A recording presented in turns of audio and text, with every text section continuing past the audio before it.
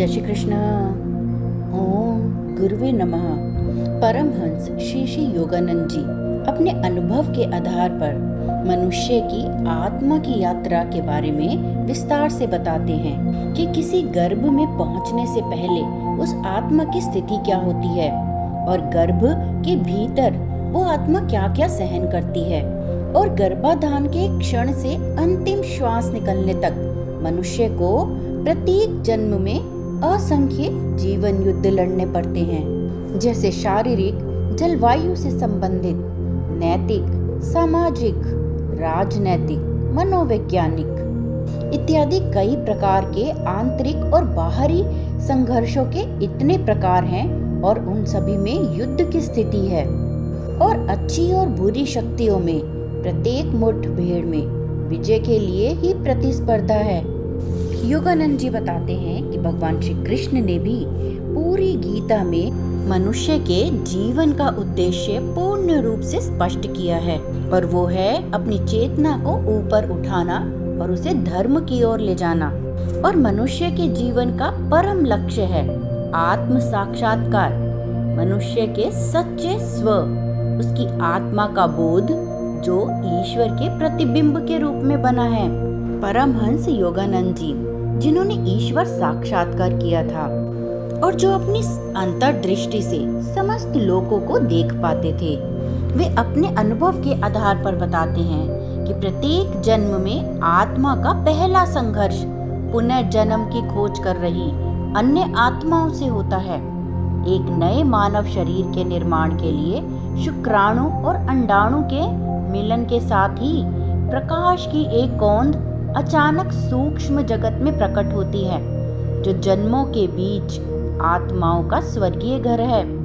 वह प्रकाश एक निर्धारित प्रतिरूप यानी एक पैटर्न संचारित करता है, जो एक आत्मा को उसके कर्म यानी स्वयं निर्मित पिछले जन्मों के कार्य के प्रभाव के अनुसार आकर्षित करता है। प्रत्येक जन्म में कर्म स्वयं आंशिक रूप से आनुवांशिक शक्तियों के द्वारा भोगा जाता है। एक बच्चे की आत्मा एक ऐसे परिवार में आकर्षित होती है जिसकी आनुवांशिकता बच्चे के पूर्व कर्म के अनुरूप हो। कई आत्माएं जीवन की इस नई कोशिका में प्रवेश के लिए प्रतिस्पर्धा करती हैं, परंतु उनमें से केवल एक ही विजय होगी। परंतु एक से अधिक गर्भाधान की स्थिति में एक से अधिक मूल कोशिका उपस्थित रहती है। माँ के शरीर के भीतर गर्भस्थ बच्चा रोग, अंधकार और सीमितता और निराशा की समय समय पर होने वाली भावनाओं के विरुद्ध संघर्ष करता है। जब अजन्मे बच्चे की आत्म चेतना अपने सूक्ष्म जगत के प्रवास के समय की अपनी अभिव्यक्ति की अधिक स्वतंत्रता को स्मरण करती है, तब वह धीरे धीरे इसे भूल जाती है। यानी सूक्ष्म जगत में अधिक स्वतंत्रता होती है क्योंकि वहाँ शरीर नहीं है और ना ही स्थूल शरीर के बंधन हैं। वहाँ केवल मनुष्य का सूक्ष्म शरीर है और सूक्ष्म शरीर मन के वेग से कार्य करता है।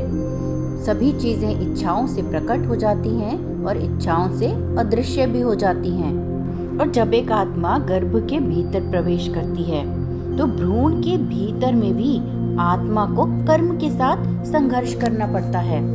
अच्छे अथवा बुरे के लिए उस शरीर के निर्माण को प्रभावित कर रहा है जिसमें अब आत्मा निवासी है। इसके अतिरिक्त बाहर से पहुंचाने वाले स्पंदनात्मक प्रभावों का भी ये आत्मा सामना करती है, यानी जैसे वातावरण और माँ के कार्यकलाप, बाहरी ध्वनियाँ और अनुभूतियाँ, प्रेम और घृणा, शांति और क्रोध के स्पंदन, और जन्म के पश्चात शिशु का संघर्ष, उसकी आराम की खोज और जीवित रहने की प्रवृत्तियों और इसके विपरीत अपरिपक्व शारीरिक उपकरण की तुलनात्मक असमर्थता के बीच होता है। एक बच्चे का अपना प्रथम सचेत संघर्ष तब आरंभ होता है जब उसे लक्ष्यहीन खेलने की इच्छा तथा सीखने, अध्ययन करने और पाठ्यक्रम के कुछ सुव्यवस्थित प्रशिक्षण को जारी रखने की इच्छा के बीच चुनाव करना पड़ता है। धीरे धीरे अधिक गंभीर युद्ध उठते हैं जो भीतर से उसके कर्म की प्रवृत्तियों द्वारा अथवा बाहर से बुरी संगति और परिवेश के द्वारा उस पर थोपे जाते हैं।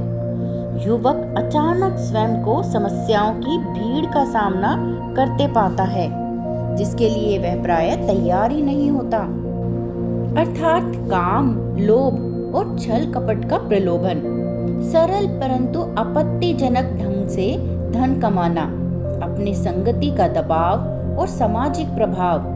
प्रायः युवक को पता चलता है कि सांसारिक अनुभवों की आक्रामक सेनाओं से लड़ने के लिए उसके पास पर्याप्त ज्ञान की कोई तलवार नहीं है। योगानंद जी बताते हैं कि वह वयस्क जो अपनी ज्ञान एवं आध्यात्मिक विवेक की सहज शक्तियों का विकास एवं प्रयोग किए बिना रहता है, उसे निष्ठुरता से यह पता चलता है कि उसके शरीर एवं मन का राज्य दुखकारी, अनुचित इच्छाओं, विनाशकारी आदतों, असफलताओं, अज्ञानताओं और दुख के विद्रोहियों के अधीन हो गए हैं। इसीलिए श्री कृष्ण भी गीता में कहते हैं कि यदि मनुष्य ध्यान के अभ्यास से योग की अवस्था तक पहुंचता है तो वह सर्वश्रेष्ठ हो जाता है।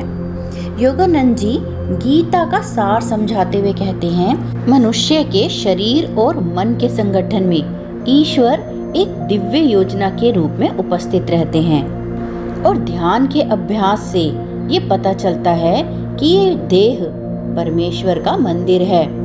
इसीलिए उनका प्रश्न हर मनुष्य से है, क्या तू नहीं जानता कि तू परमेश्वर का मंदिर है और परमेश्वर का तुझ में ही निवास है।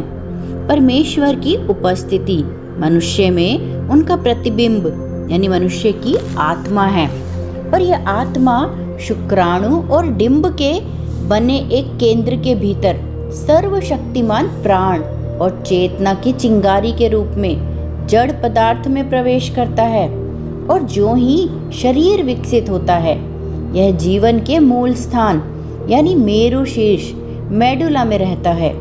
इसलिए मेरु शीर्ष का जीवन के प्रवेश द्वार के रूप में उल्लेख किया जाता है, जिसमें से आत्मा शारीरिक राज्य के विकास में विजय पूर्वक अपना प्रवेश करता है।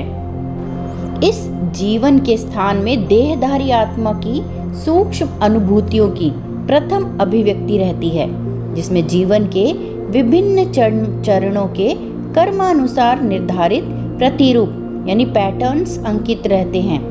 प्राण यानी बुद्धिमान रचनात्मक जीवन शक्ति की चमत्कारी शक्ति द्वारा आत्मा की क्षमताओं के निर्देशन में जायगोट, भ्रूण और गर्भस्थ शिशु विकास की विभिन्न अवस्थाओं को पार करके मानव शरीर में विकसित हो जाता है।